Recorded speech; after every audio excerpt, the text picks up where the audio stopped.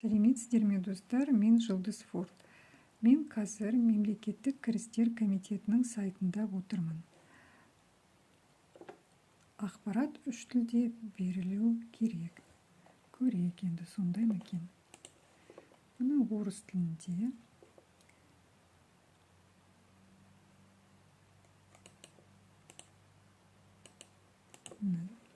Түсіп жатыр бәрі. Ол енді қазақ тілінде не бар екен? Көрейік.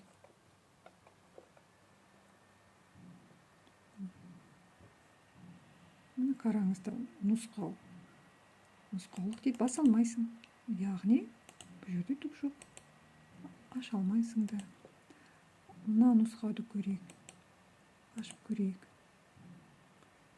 Оны жүктеп алуға тырысайық.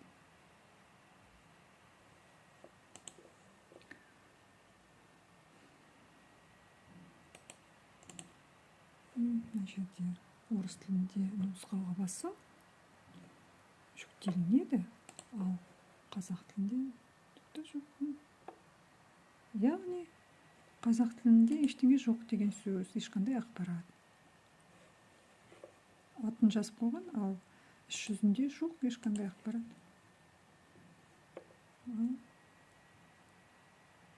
Бейнелер дейді. Бейнелер, бірақтан мен ойлаймын орыс тілінде. Қазір ашып көреміз. Сонда ана қойманың өзі ашылады екен.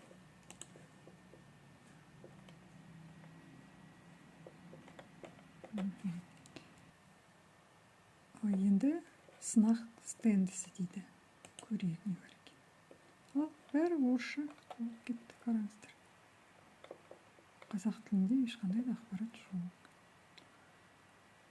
Ал орыс тілінде әрине ашып көрейік. Орыс тілінде бәрі орыс тілінде.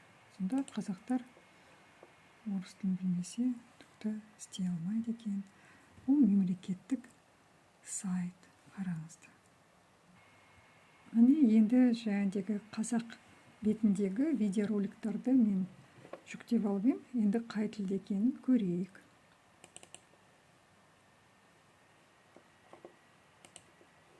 Всем здравствуйте! Сегодня мы поговорим о том, каким образом на виртуальном складе при помощи формы детализации. Бәрі орыс тілінде.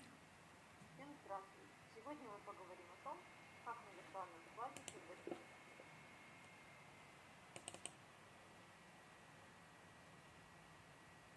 Всем здравствуйте! Сегодня мы поговорим.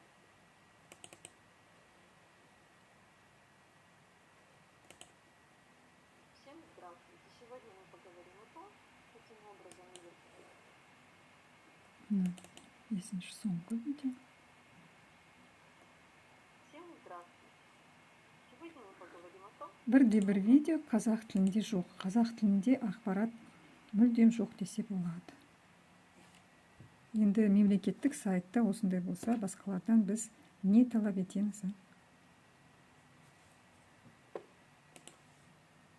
Бұл қазақтарды мемлекеттік органдар өздері осылай дискриминациялап отыр.